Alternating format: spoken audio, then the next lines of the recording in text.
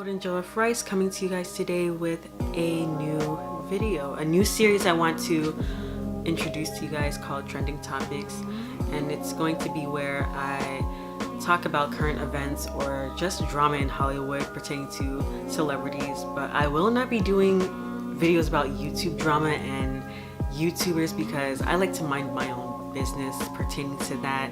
Plus, that's how you get your ass whooped. Like, no offense to the drama channels, I mean, it's entertaining to watch, but it just causes so much drama and just unnecessary beef, especially when you become a bigger content creator and you get invited to these YouTube events and all these YouTubers that you talk shit about they're just side-eyeing you, like they're just ready to like square up. So I won't be doing any of that. So today I will be talking about Khloe Kardashian versus Jordyn Woods and Jussie Smollett. Also, I will be talking about R. Kelly being released on bond for $100,000 when they should have set his bail to $1 million. For starters, I don't have an ounce of sympathy for Khloe. Literally, this is her karma. Like, the tables have turned.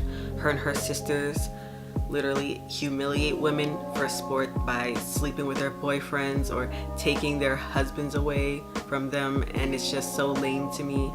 They're rich lames, and that's about it. They're just so weird to me. And Khloe had no issue with taking Tristan away from his ex-girlfriend, who was then 6 months pregnant at the time, and she fully knew that he had a whole situation going on, and that goes to show what type of person she is, what type of morals she has. And I just do not respect the Kardashians. Her and Tristan have been having issues way before Jordyn. Like, yes, Jordyn is wrong, but that dude is a serial cheater. Like, he cheated on Khloe before last year. He was caught with 2 women in a club kissing them or something like that. Then he was caught again.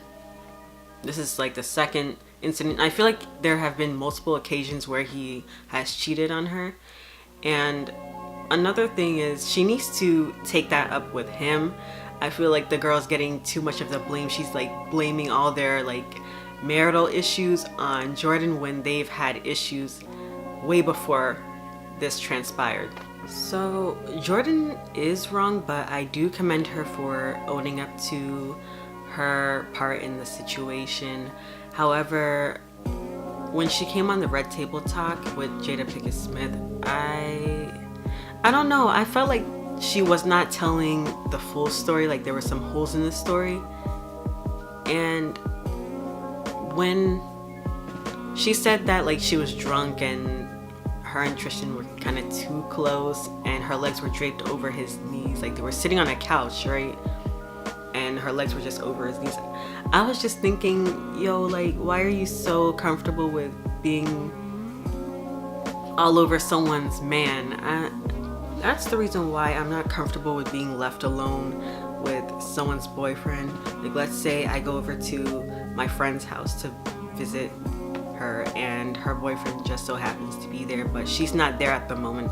I'd rather just wait in the car until like she gets there, because just like her coming in and seeing me kiki with her man, it can look really sus, and I don't even want to like give off that idea or vibe that I'm trying to like, you know, be sleazy, if you get my drift. So that's why, I don't know, those Kardashians, well, Jordyn isn't a Kardashian, but like even their friends, they can be kind of shady. I do feel like they are kind of bullying her now. It's like she was wrong, but like they need to hold Tristan accountable. Like, they're putting too much of the blame on Jordyn. Jordyn is a gorgeous girl, by the way. Like, her hair was so laid in that interview on Red Table Talk. Like, that's the only thing I could really pay attention to.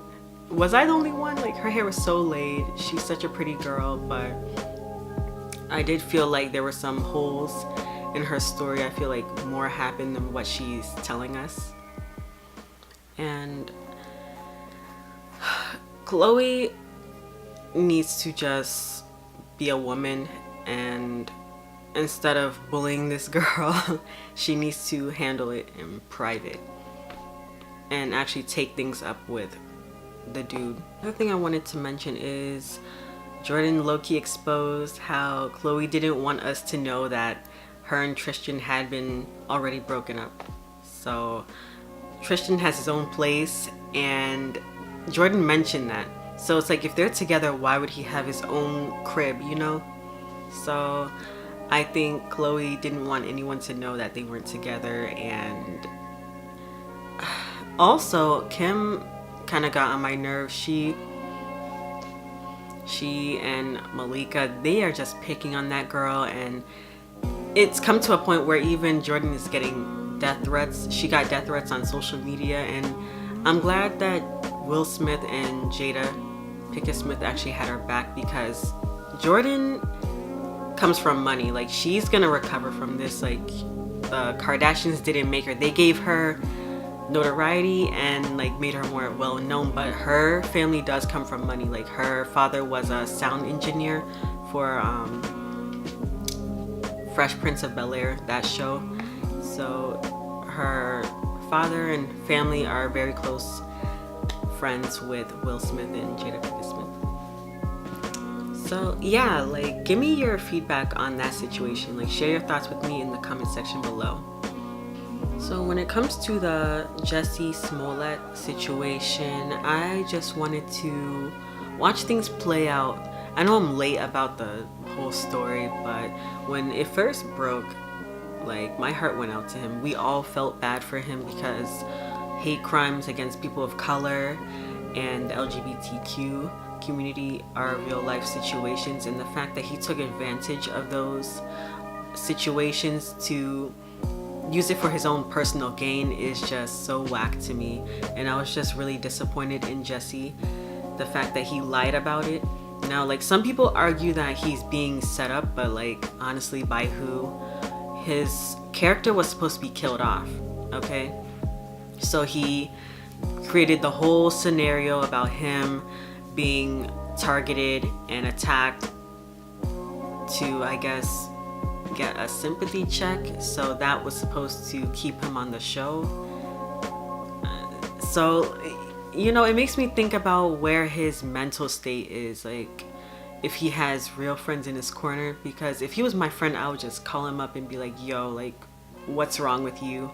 Like, what possessed you to take it that far? Success doesn't come without hard work. If Jussie didn't like his paycheck, he could have just let the character die off and audition for other roles on different shows and movies, etc. And, you know, could have been chosen and kept the pay and the money roll coming in from Empire, because Empire is one of the top grossing shows. Everyone loves Empire. And the fact that he blew this opportunity is just really sad. It's disappointing. He would have still gotten paid after, like, you know, leaving the show.